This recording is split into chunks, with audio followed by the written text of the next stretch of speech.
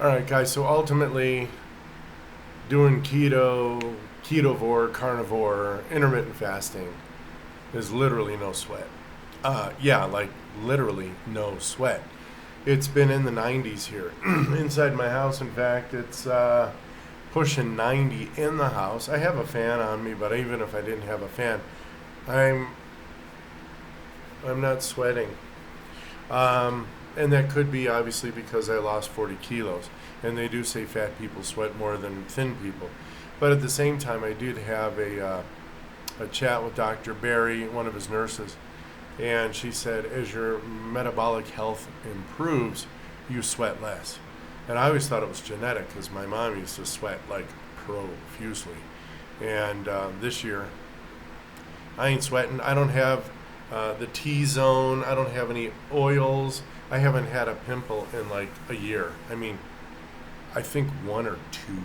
And that's only after eating out at restaurants where I didn't know exactly what they were doing. I mean, you try to eat at places, but they buy the cheapest meats. They throw MSG on everything. You can't. You really don't know what carbs they're inculcating. Stuff you didn't know. So literally, it's no sweat. I this is the most comfortable summer I've ever been through, and it's been hot as hell. Everyone's complaining. Somewhat? No. I do not complain, huh? And hell, while I'm at it, to extend this more than a minute, 42 seconds, let's see. Here's what I ate today. I made this nice bed of lettuce. It was like 3 leaves, on the head. Kind of splatted those down. I sliced up a whole tomato, and then I sliced up one of those jalapenos, the ones in vinegar.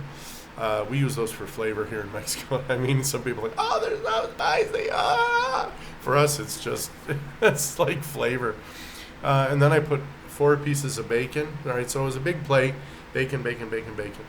And then on top of that, I put 4 eggs, scrambled. So I scrambled up 4 eggs and put that on top. Lots of pepper, because I love pepper. And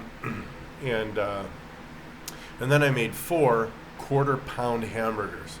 All right, these things were like 4 inches across and about an inch thick. So I made 4 of those. And each one, I put 2 slices of American cheese. So I had 8 slices of American cheese total. And then I just kind of dolloped the mustard on it because I love mustard. Gotta have mustard on burgers, man, according to me, right? And then my wife's like, I can't eat all the salad. So I put more salad on top of that. I had like 2 or 3 pieces of chicharron. And then I ate probably, it came out to, I think it's an 8-ounce tumbler. It's at least a 6-ounce tumbler. So either 6 or 8 ounces, okay, half a pound of ice cream that I made myself. I took whipping cream, I beat in some coconut oil, and I fluffed that up. Essentially, I made a mousse.